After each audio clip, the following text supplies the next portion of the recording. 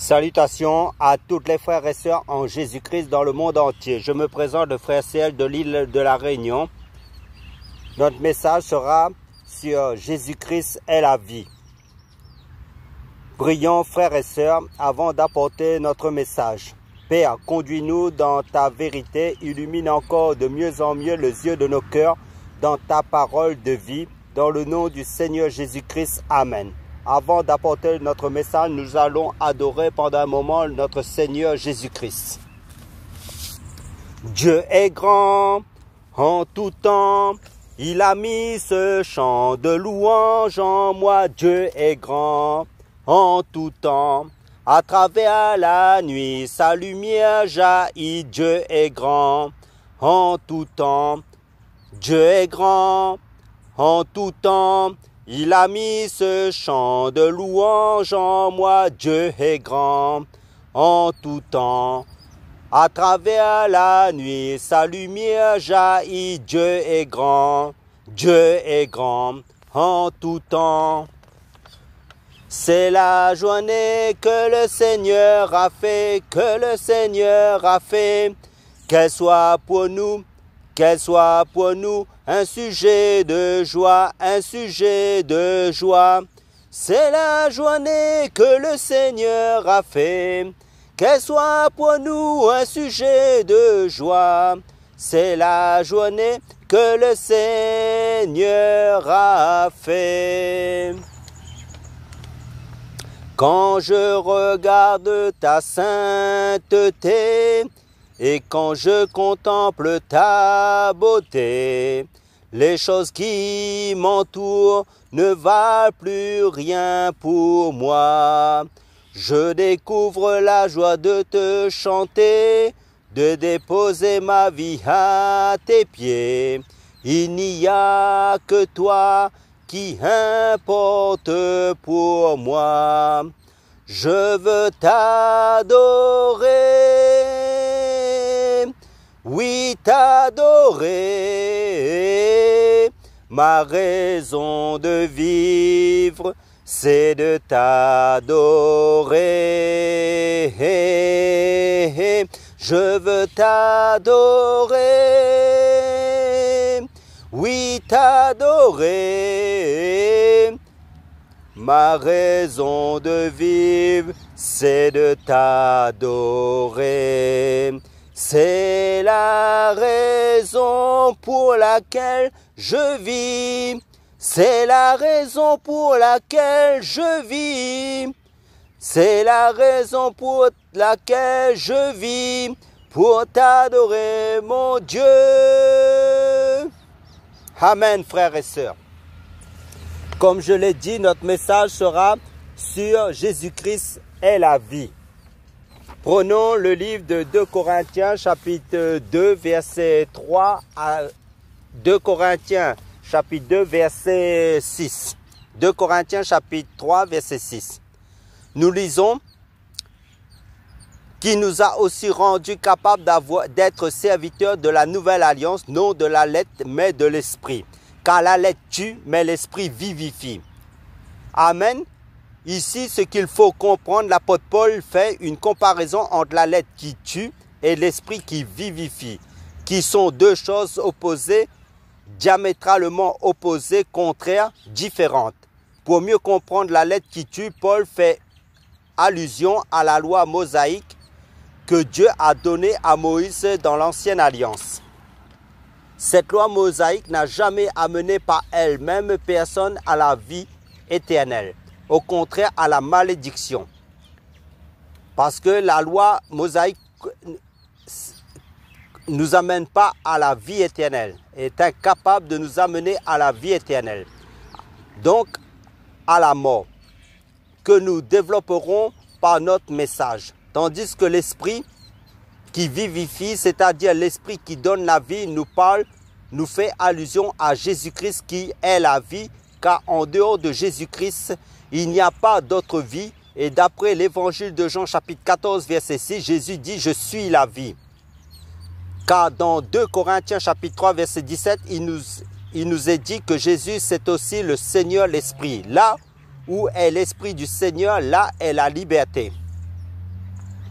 Car Jésus, c'est l'abondance de la vie d'après l'évangile de Jean chapitre 10, verset 10. Voyons maintenant la lettre qui tue. Si vous lisez dans Philippiens chapitre 3, verset 4 à 14, l'apôtre Paul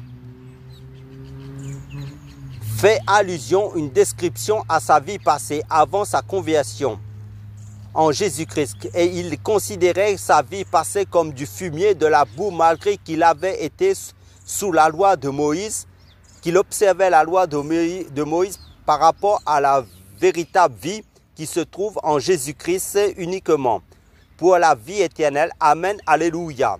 Parce que pour les lecteurs de la Bible que nous sommes, il est bien stipulé dans le livre de Galates, chapitre 3, versets 21 à 27, que la loi de Moïse était comme un pédagogue, c'est-à-dire un guide pour nous conduire à Jésus-Christ, à l'Esprit qui vivifie, qui donne la vie éternelle, c'est-à-dire Jésus-Christ.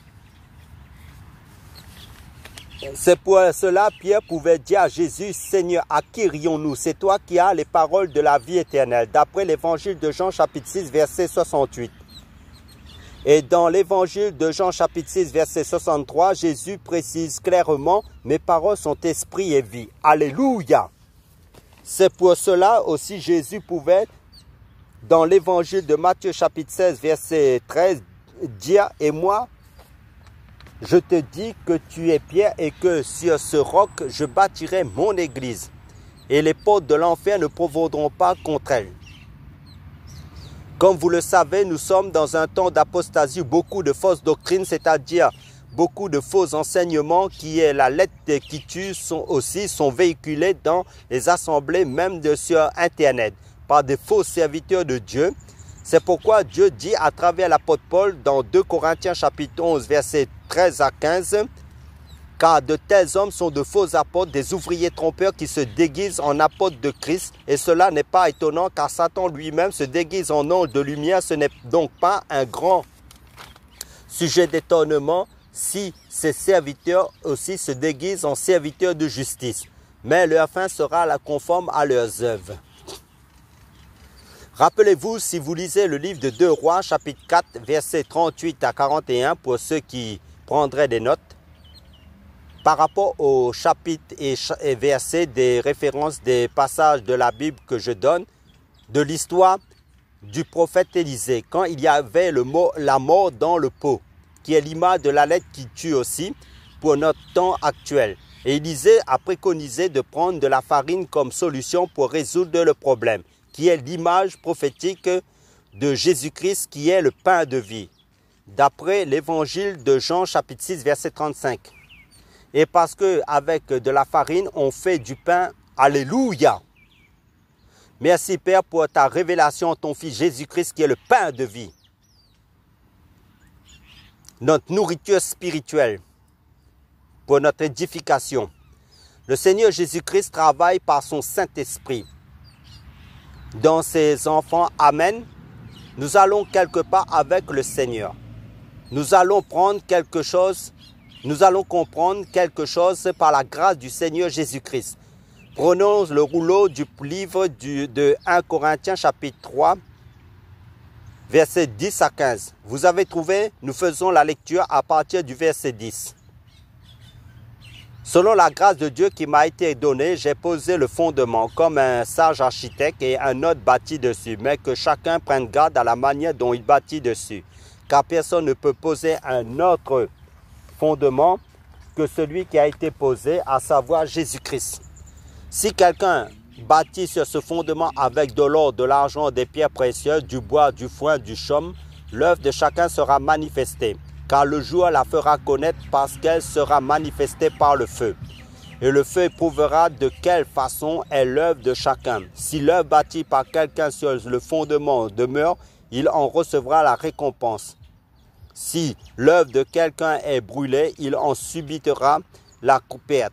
Mais pour lui, il sera sauvé, toutefois comme par le feu.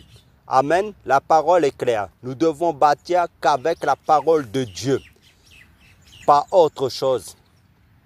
Faisons très attention de la manière dont nous apportons et recevons la parole de Dieu, car cette parole de Dieu, c'est la vie pour mon frère, ma soeur, en Christ. Et si cette parole est le mensonge, c'est la mort, la lettre qui tue. Amen. Donc la prudence est de rigueur quand il s'agit de la parole de Dieu. Soyons prudents, faisons comme les chrétiens de Bérée dans les Actes des Apôtres, chapitre 17, pour toujours examiner les Écritures saintes bibliques, la Bible, si cela est conforme. Et le Seigneur Jésus-Christ disait dans l'évangile de Jean, chapitre 10, que ces brebis, c'est-à-dire c'est les enfants de Dieu, entendent sa voix, c'est-à-dire sa parole de vérité, et ces enfants ne suivront pas les mercenaires. Amen, car les enfants de Dieu qui ont reçu Jésus dans leur vie et qui ont été baptisés du Saint-Esprit entendent la voix de leur Maître, Jésus-Christ. Ils reconnaissent sa parole pure par le Saint-Esprit pour discerner l'esprit de l'erreur et l'esprit de la vérité. Amen. Alléluia. Que le nom du Seigneur Jésus-Christ soit glorifié pour cette grâce qu'il nous a fait que nous ne méritons pas. Et cela, c'est gratuit. Merci Seigneur Jésus-Christ. À toi toute la gloire. Continuons notre message. Bien-aimés dans le Seigneur Jésus, car dans l'évangile de Luc chapitre 6 verset 45, la parole dit, c'est de l'abondance du cœur que la bouche parle. C'est-à-dire que la parole de Dieu dit dans Galates chapitre 4 verset 6, parce que vous êtes fils, Dieu a envoyé dans nos cœurs l'esprit de son Fils, lequel crie Abba, Père. C'est pour cela la première épître de Jean, chapitre 5, verset 12, nous dit clairement, celui qui a le Fils a la vie. Celui qui n'a pas le Fils de Dieu n'a pas la vie. Parce que dans le livre de 2 Corinthiens, chapitre 2, verset 17, il nous dit, frères et sœurs du monde entier, vous qui m'écoutez, car nous ne falsifions pas la parole de Dieu comme font plusieurs, mais nous parlons de Christ avec sincérité comme de la part de Dieu et devant Dieu. Car le plus grand message de toute la Bible de Dieu, c'est la vie éternelle pour tous les hommes et les femmes. C'est cette vie, c'est le message de Jésus-Christ qui est la vie. Car la Bible est christocentrique.